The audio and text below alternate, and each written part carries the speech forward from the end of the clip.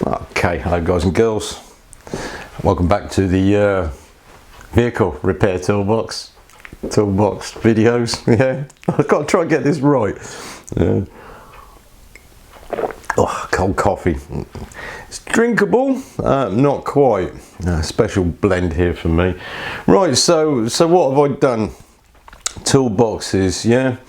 Managed to nail this. I've got the tools sorted in this box and down here in this smaller box, and you'll see behind me here, this is a lot of equipment that I've got that doesn't fit in toolboxes. It's basically all these test equipment, micrometers and that sort of thing, yeah, as well as welding equipment. Yeah, so with regards to how I've laid this box out, I don't really want to do a toolbox tour. What I'll do is I'll show you how I've worked this out ergonomically, yeah, for you guys that are like, well, how do I lay my toolboxes out? Yeah, I didn't achieve what I wanted to because I couldn't get the oscilloscope in the top of this box here. It won't fit, yeah, and so it's gone down into the bottom drawer of this one at the moment. Yeah, it's a compromise. Unfortunately, I've had to leave the sockets in the top here, and I'll show you how I've arranged these for sensibility. So we'll get on and I'll show you how things are with this. Okay, right then, starting with the stacker box. Okay, sockets at the top. Issues here, not really. Smaller drawers, I can see into the top of them. It's not uncomfortable, but I'm using these as not very used tools. Yeah, same with this drawer. And when I get down here, I can easily get into. I can see. I've got a bird's eye view more of the drawers from here, right the way down to where I can where my hand reaches without having to bend down. Yeah, so. Luckily, and this, I can imagine this is how they've laid this out anyway when they designed the toolboxes, is you have command and control as you like. All right, I would say never open more than 2 or 3 drawers, especially when they're heavy. Yeah, so I can go into the toolbox here in the drawer. I've got what I want, common use tools or tools I'm using all the time. Take it, put in the back, shut the drawer, whatever. Okay, so this is the way I think about how I lay my toolbox out, and it's generally how I do each toolbox. Sometimes I just chuck everything in and then start to work out how it's comfortable with me, but with this one I feel I got it right this time. Yeah, so I'll give you a little show of what's in the drawers here, so you sort of like that'll kill your curiosity. Yeah. So let's start with the top of the bottom box. So you can see I'll go down to here easily. Yeah. Okay, top box. One of the things that you are actually going to use a lot of is spanners. So how I lay these out, I would prefer to have them laid like this. Okay, you can imagine how much less space they are when they're stacked, but I don't have a stacker at the moment. I'm looking for one. But I lay my spanners out like this, so I can see them straight away. They go back in the same way, and they're always orderly. I know where they are, and then I'm happy. As I showed you before in the last video, it's just a pain in the backside when you're rummaging about in a drawer and you can't find stuff. Yeah. Little stubby spanners. These are Seagans. Yeah, they're very cheap. Yeah, a bit like your Harbour Freight, which you would in the States. Yeah, or your Pittsburgh or whatever makes they are, Craftsman.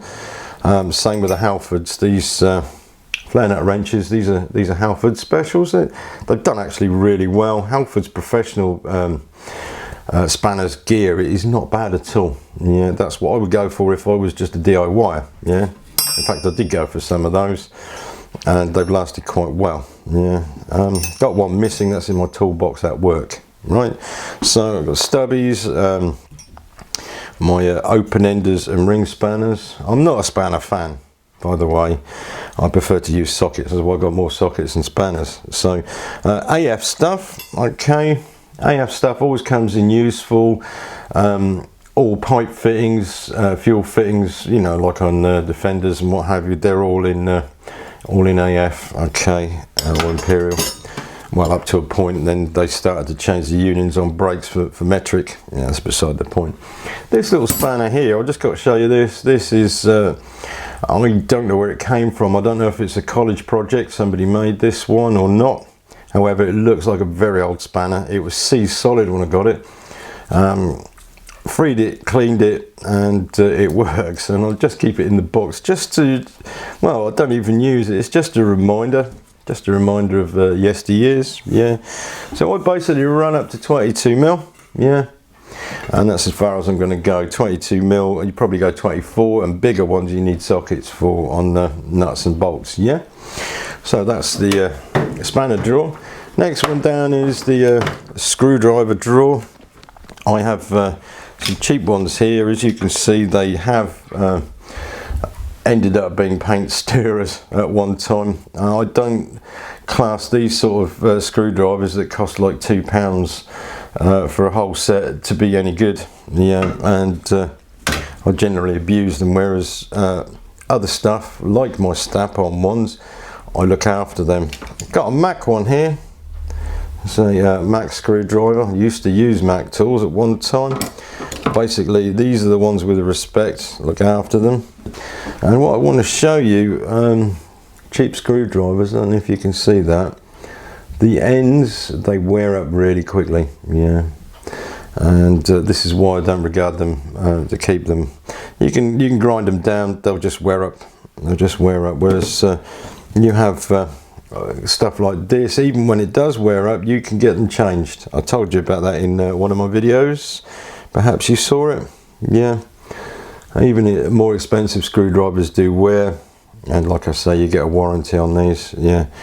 So yeah, basically the screwdriver drawer and this little hunky-dory thing here. All right, the grabber, okay. Get myself out of the poo. If I drop something, yeah, I can put it down somewhere and grab it. Yeah, it works really, really well. Also got some pry bars in here because they've got handles on them, yeah. All right, so next drawer down is empty. That's a builder drawer, yeah. Watch this space. And then of course I got the handled gear, yeah. Okay, what I did notice actually, I've got a set of side cutters missing. All right, not these, it's a smaller set of side cutters. These are worn. These are I need to chuck them away actually. But basically, yeah, there's a set of side cutters missing. Straight away you can see exactly what you've got in there, and this is the way I like to roll. If it's cramped up, it means not very good. Okay, so with longer bars, now I'll bring the camera down just a little bit more. Okay, the silverware drawer, look, you can see my hands on it and outstretched. Now that's at the right level, yeah. Basically I've got the longer bars here which have to fit diagonally, and I've used this as a type divider. Okay, so I've got 3/8 here, and then I've got my 1/2 inch here, yeah, and 1/2 inch ones like prop shaft tools, which are 1/2 inch fittings, plus the extensions, the things like the UJ swivels, which I hate because they always break. And this one is actually a 90 heater glow plug spanner, socket box spanner, and I don't know what to do with that, so I've just left it there. Some rubbishy sockets, or should I say they're just odds and sods, which I haven't put upstairs there. And yeah, basically, so this is how I roll, yeah. Speed wrench, I've used this once or twice. I always keep one about it. It just seems to just bug me. I don't know why. Torque wrench, yeah. And then also things like this, yeah. Okay. Next drawer down is engineering. Okay, so stuff I'd use for measuring, for cutting, stuff like this for cleaning. Okay, I've got a lot more gear elsewhere for which fits on grinders and that, but these are for just, you know, just need to stick on the drill and clean a port out or something like that, yeah. So yeah, basically measuring, drilling, cutting, yeah. So you see where I'm at with that one, yeah. Now what happens here now is I've got bigger stuff, deeper stuff, and I've got to reach into the box a bit more. So welding clamps and hammers, yeah, okay, and an axe. I'll just show you that, yeah, axe. I've got a big selection of hammers at work, not at home. Okay, lower down, painting stuff, yeah, engine stuff. I'm not going to go through all of this, but basically you've got enough stuff to do cylinder heads and compression testing and stuff like that. And then even further down here, the heaviest drawer has Land Rover test equipment and service equipment as well. Injector puller, there's a puller, timing belt kit, and most of you guys know what this is. Yeah. Most of you guys know what this is. It's the Bosch pump testing kit, yeah. Okay, don't use it very often, if not at all now, so that's down in the bottom. It's good ballast, yeah, and just in case I need it, I can always reach down and get it, yeah. So that's the bottom box, yeah. Right, so top box, how I lay these out, and this is what you should think about. I've got tool sockets here which obscure the view into your socket rails, yeah. You should really have your longest sockets at the back, your next lowest ones here, and then you work downwards, as it were. Okay, so I need to sort this out. These are a bit higher. These are semi-deeps, yeah, 3/8, and yeah, basically, so what you can see here, you can actually access and see all the sockets, which is not an issue. There's a AF set here. Some certain sockets I use quite regularly, hub nut for Land Rover, and then what we have here is the odds and sods, which I'm going to change. I have these which are, I lent out a few and they were smashed by somebody because these are too weak, because of the hole in here. This is a security type Torx bit. It shouldn't be used on just normal Torx bits. It should have a pin in the middle, and this is what they did. They borrowed them, they smashed them. Got some of these Allen key, most common ones, which I use, and then of course I've got step ups and step downs, adapters, what we call them in England. I think you American guys call these step ups and step downs. There's, for instance, that's 1/2 inch to 3/4. And then things like 1/2 inch to 3/8, and then 3/8 to 1/2 inch, yeah. So I know where they are.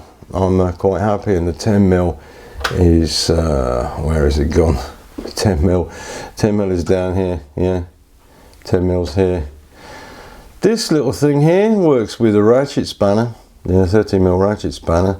Put it into a ratchet spanner, and you've got a drive, yeah, for a socket, which is quite a handy thing to use. So working the way down the box, we have a puller, scraper, blades, okay, tons of blades, Allen keys, yeah, there's a comprehensive set. This has to have its own drawer because these just don't have any order at all, okay. And then I have a load of 1/4 inch drive with no rails, so this is a drawer yet to sort out. This is work in progress, yeah. This one's for doing the old brake shoe pin clips, yeah, springs and that. Keep that in there, I know where it is, yeah. So further down, empty drawer, okay, I always have an empty drawer so I can build in on it. These things are good when you can get them to fit in your box. If you put spanners in a low drawer, they stand too proud and it doesn't work, yeah. Calculator for working out all the money I make from the jobs that I do.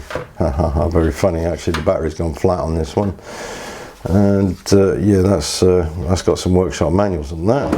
Okay, so low down boxes, yeah, Allen keys, AF and metric, more Allen keys, blowgun, a syringe for sucking or for blowing. You know what that is, don't need to tell you. Feeler gauges here, which I need to put in the bottom really.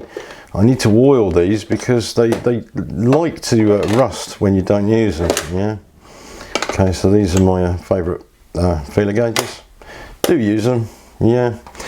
brake tester, brake clamps, and then this thing here, I bought this when the guys smashed some of my Torx bits.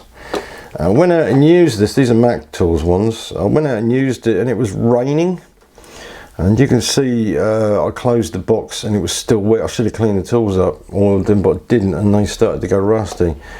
It doesn't matter, the rust will come off when I use them again. Yeah, there's no point in having rusty tools, is there? Anyway, so that's that drawer. Okay, and then basically I have some electrical equipment. Okay, I use this for quarter-inch drive. Quarter-inch drive corresponds with this one up here. Yeah, battery charger, some goggles, soldering iron equipment, and an engraver. Yeah, anybody who knows Parkside, this is cheap and cheerful. Don't find much use for one, but I do engrave my tools. Yeah, put my name on them. So yeah, this is a handy bit of equipment for like £13. Yeah. So the next one down here again is more boxes, alternator, freewheel pulley set for alternators. Some of you know what this is. I'll take this out in a second. Toner, not bad. Impact screwdriver. These ones are helical sets, okay, which is 8 and 10s for aluminium, and then we have the 4B specialist tools here for Land Rovers. I want to go back to this toner kit and I want to show you this. So I'll put this camera on the tripod and I'll show you these two bits of equipment. This kit is probably the best for DIY. It's comprehensive. You have your Torx pieces, you have your spline drives, yeah, in bit form with adapters, okay, 1/2 inch and 3/4. So it's basically you can fit and go, yeah, and if you break them you can find replacements sometimes. I'm missing 2 here. You've also got extended ones as well, yeah. You can see these are weathered. These have worked quite well. This is dirt and moisture from workshops, rusting tools. I don't use these anymore. I do have a different set. Okay, now the alternator freewheeling removal set, okay, for modern vehicles. Yeah, what we're looking at here is this equipment for removing the freewheeling pulley off an alternator. Okay, expensive bit of kit. I've used this a couple of times. It's got me out of trouble, yeah, on things like Iveco vans. I've now brought it home because I don't want my boss taking the piss out of me. So if he doesn't buy one of these, we don't do the job. Yeah. So anyway, that was expensive for what it was. That was expensive, and I find that I do jobs with this very, very occasionally. I would say it's not actually worth the money, but it will pay for itself eventually. Yeah.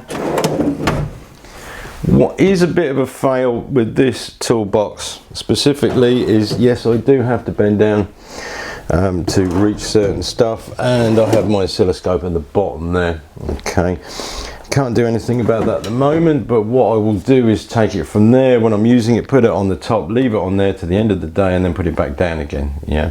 Okay. The most important piece of equipment I have at home is this drill and screwdriver, because I'm always doing stuff for other people regarding domestic work. So that's on the top, that's out, I can snatch it and away I go. Yeah, and that's the drills and drill bits. Yeah. Okay, so I have a little bit of a surface here which isn't going to interfere with anything. I can put stuff on here. I've got no drawers to open or close. Yeah, so I'm okay. That's a surface, a storage surface. If you notice when you're in a house, if any surface you have, it will get filled up with stuff straight away. Yeah, somebody will come in, dump something on there, you know, and you suddenly got a surface area that's being used. Yeah, it's just nature. Yeah. Okay, so anyway, I'll now show you what I've got in these boxes. Yeah, and I'll start with this one. Yeah. Okay, so electrical stuff. Yeah, okay, I can open this drawer, get my multimeters out. Also have a relay tester here. Yeah, and this one, I think I've showed you this before. This is a terminal cleaner, yeah, for terminal blocks that get a little bit corroded. You can put them in and clean them. Yeah, this is actually an excellent piece of equipment. I lost it, found it again. It happened to be in this bag here. Yeah, I don't know how I managed to put that in there. So got my multimeters. I've also got a test lamp, yeah, and I'm missing a rivet because I usually put a rivet in the end of here. I use a T-pin, yeah, and there's my test lamp with a bulb. Yeah, that's not LED. I can swap these over from 12 and 24, so works out okay. Yeah, this one's a snap-on one. What you'll find when you've got multimeters and the such like, you are going to have issues with cables, especially when you make stuff up or you buy extras. This is an extra. This is a pretty good one for the older maxi fuse blade fuses. Okay, put that in your multimeter and you can measure up to 10 amps. Okay, you put a fuse in here as well. Yeah, works okay when you want to see what amperage draw you got. Otherwise I've got things like these. Yeah, they're just crocodile clips. All right, and unfortunately this is a piercing adapter, which I don't like very much.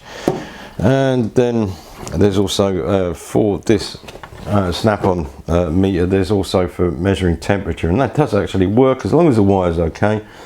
Yeah, that's actually a wire there. As long as the wire's okay, that reads a temperature accurately. Yeah, so anyway, spare batteries as well. Spare batteries, always have spare batteries. If you've got a multimeter, make sure you've got spare batteries. Yeah, so anyway, that's that one. Yeah, and then down here is basically fairly redundant. I do have a terminal picks which I'm going to put in here. Okay, these terminal picks, you can see this is for knocking out terminals out of terminal blocks. Yeah, so you can either change them or whatever, or test them, I don't know. Multiple uses. I've had these for years, and some of these are out of date. Yeah, I'm going to put them at the top here. I forgot about that. Yeah, basically at the moment I've got crap in here. There's not much in here. I do intend to have the crimping tools and the stripping tools here. Okay, at the moment they're at work. I've got to duplicate some of them. Yeah. Next drawer down is for cables. Yeah, test cables, test leads, stuff you make up on the jobs. Yeah, that you do that you can use again and again. Like I've got a ground lead here. Yeah, if you had all that in with your multimeters, that starts to get really messy. Yeah, okay, so I did show you these ABS leads. They come in handy quite often. And then a bit lower down, diagnostic equipment. Yeah, and then I've got my power probe there. You see, I've actually got to lean in to get this. I don't use it that often, and I don't use this one that often either. This one I do. Yeah, so further down is the oscilloscope. So I'll just bring the camera down. Further down is the oscilloscope with the breakout box. Yeah, and unfortunately, yeah, oh my poor old back. Well, not really. I'm actually quite fit, so I can lean down, take it out and use it. I'm not happy about it in this position, but never mind. Oh, actually what I will do is I'll show you. I don't know if you know, I'll show you what I've got in here, okay? So we'll bring the camera a bit further up here, and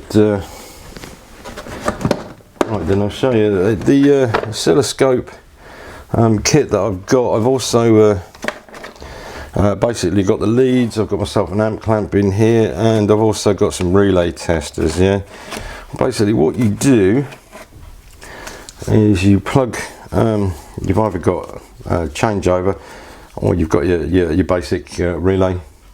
Okay, on off relay. These tabs correspond with the pins, so what you do is you plug them in, or plug one in, and then you put the relay on top of this, so you can then monitor to see what it's doing. Yeah, and yeah, it's quite a good bit of kit. That they're expensive.